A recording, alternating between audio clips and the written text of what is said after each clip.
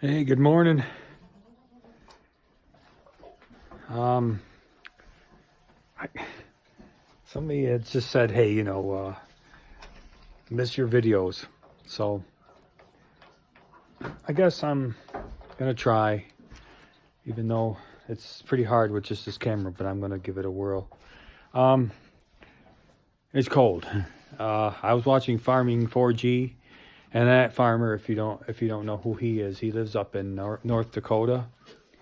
Um, in It's cold up there too, and a lot colder.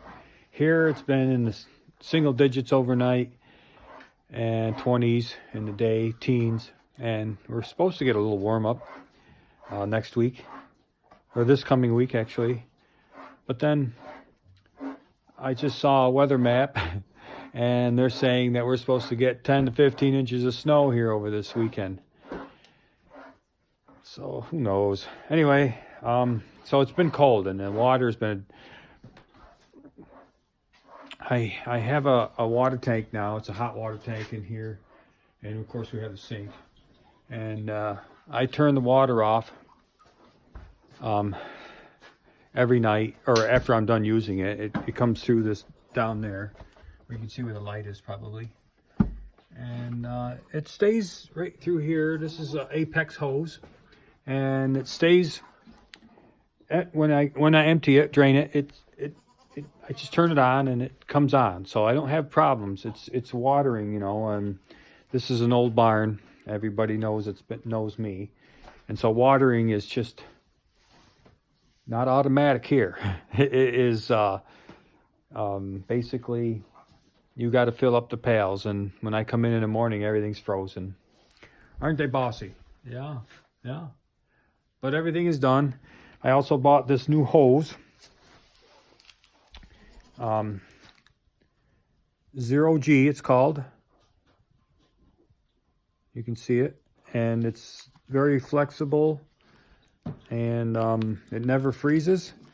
And so all I do is I actually, on my water tank here, I can hook it up to either the cold side, which comes in here, and then it just comes down into here, and I can just hook up the hose, and I can use cold water, or I can use hot water. This is the hot side, so I can hook it up here too. So when there's a chunk of ice in the hose, it doesn't freeze much, but if there is a chunk of ice, just hit the hot water and comes right out. So I'm pretty good with water now this year. I have to say it worked out for this old barn. So that part I'm pretty happy about, even though, getting all the pails and what have you, they're, you can see it's all clean water and everything. So it takes a while to unthaw them or kick the ice out. Not a great deal of time, but it's something.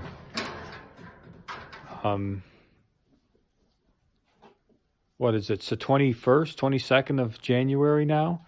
And I can't wait for warm weather. Believe me, a lot of people can't. But the old barn is heaving and stuff. The floor over here by the door. It's so cold it heaved and broke the cement. Right there. My steps are staying good though. So I'm not going to do the floor in the milk house till warmer weather. That way, basically, I don't have the problem. You can even see where it had gotten so cold, and the drain here for the floor had blown into the snow. It's like, holy crap, it was cold. So there's a few things now that I can see that have to be done, but whatever. I still have my coffee. I'm good when I have my coffee, So what we've done is we sold 11 cows, and they're just jerseys, and they were steers, but they didn't bring nothing. The market for jerseys is not good anyway. and then beef is down, and the dairy industry cows are down, so I'm not gonna get any more cows. That's the end of the cows.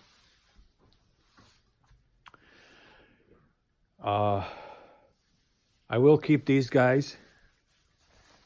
I'm gonna milk them in case I need milk. I use that milk too at home. When I will keep them and just breed them, and if I get a heifer calf, I'll breed it and sell the cow. But the majority of things that we're gonna do is gonna be these goats. You know, we're gonna just breed the goats, and the market is calling for goats. I talked to Senate Sales, which is a livestock sale, and they said just send goats. You got meat on their bones, they'll give you $200, no problem anymore.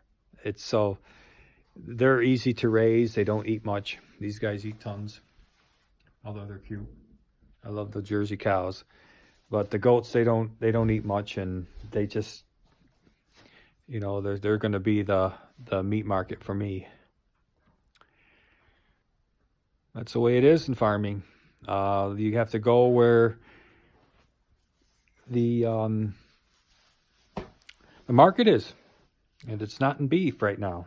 It might be soon, but not right now. And I have some new things that I'm going to do with hay. I can't wait to show you guys, and it's going to be kind of cool. I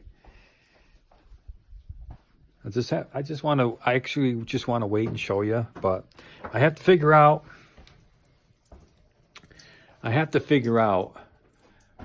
how I'm going to do the filming. I like filming with this camera, actually, so I have to get a microphone, I guess, for it, so that I can talk and film at the same time, because when the tractor's running, it's going to be pretty loud. And so I had to figure that out, because the other camera just didn't do well with filming, nor with the noise, and so I'll figure this out. But for those of you who have not seen my Massey, the 1739, you can see there.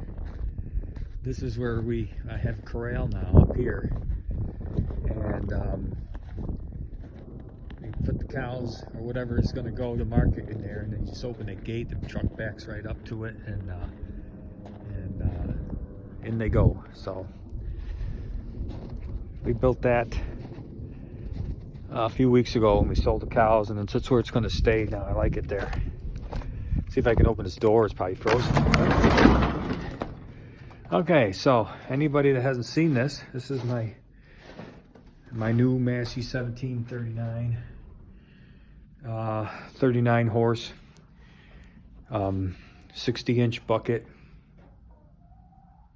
quick attach, which is going to be part of the hay thing. Where this tractor is going to do quite a bit of the hay. I know, well, you know, if I was huge farming, like, you know, some of these guys, I would have to have a bigger tractor. But what I'm doing, I can do it with this. It's very powerful for what its size is. It's also gear driven. You can see that I like the gears better. It has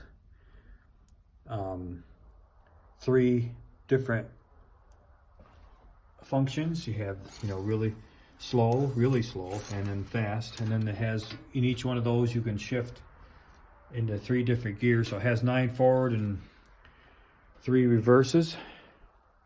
It's pretty nice. Has a toolbox on the back, this one does. My electrical outlet here. Has a turbocharger right there. And she's a really nice tractor. For its size, it does a lot of work. You know, the tires are loaded for me. They loaded them when I bought it, and I'm pretty happy with it. And like I said, in the summer, this is going to do a a lot of work. I don't know if you can, it's a little different than the 17, what did I have, a 1526. I bought this one because they just made these series, these E-series, which are economy. Was fairly nice priced, and I said, hey, that's the one. And he said, this is what you need for what you want to do. You know, you're not spending, you know, 100 grand on it. So that's what I needed. And it's about 40 horse, like I said. So, you know, I've already run the kick baler with it. I'm not going to kick bale, but I using the regular size square baler with it. It runs it not even doesn't even matter. It doesn't even sound like it's baling. And I did that in the barn. You know, I just shoved hay into the pickup head. So there's a lot of different changes that are going to come to this farm, this little farm I have, and I can't wait to show you. So we'll catch up with you soon. Bye.